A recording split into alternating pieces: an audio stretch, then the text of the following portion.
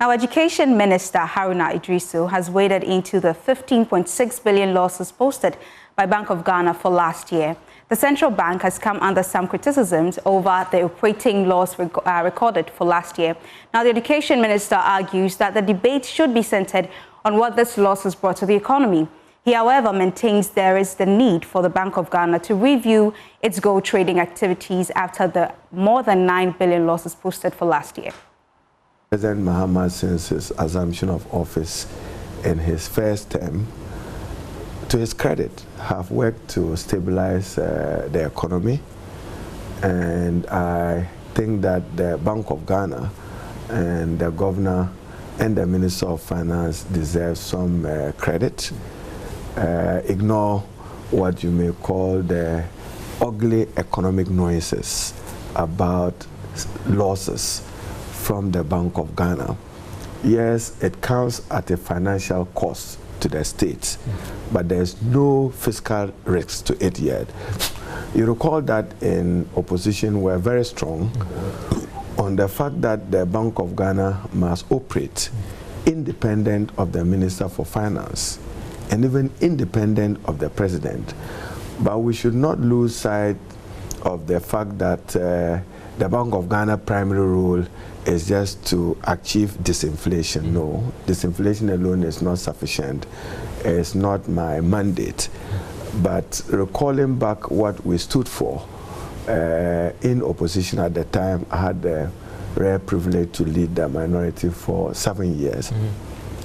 The Bank of Ghana has a primary responsibility for macroeconomic stability and to stabilize the economy and to provide for buffers when the economy is in distress.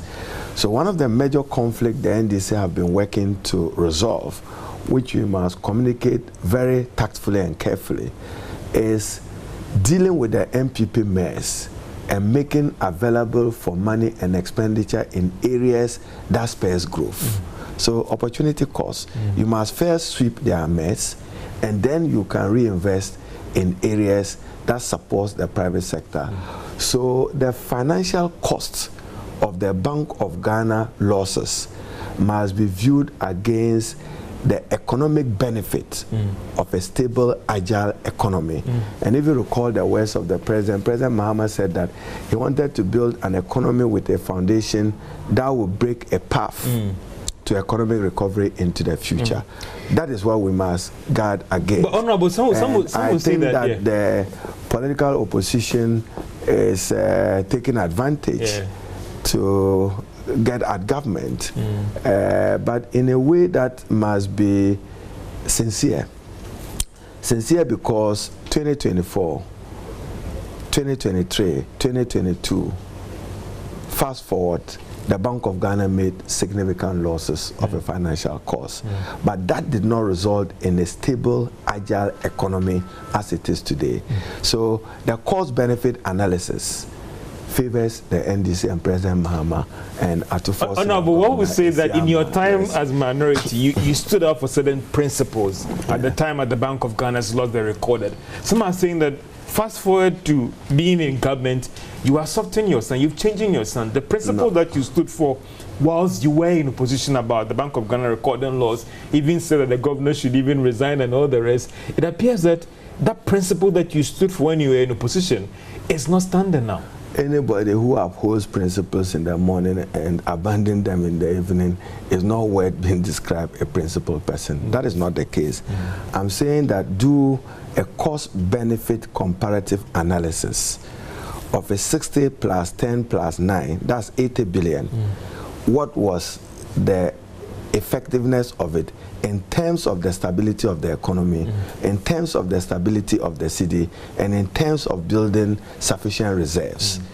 Look at Iran war. Ghana is able to cope. I don't know about tomorrow, but so far so good. Compared to what other European and American countries are going through, we've done pretty well, thanks to the judgment of the Bank of Ghana in building up those reserves and converting some of those reserves into forex. But I agree with you that we should deepen transparency and accountability in terms of the operations of the gold board. I agree with you that we should deepen transparency and accountability, and then let the Bank of Ghana concentrate on holding on to the reserve, whilst Gold Board does the purchases. And then matters of discounts can be looked in and reviewed in order that we safeguard that it does not pose a fiscal risk to the Ghanaian economy.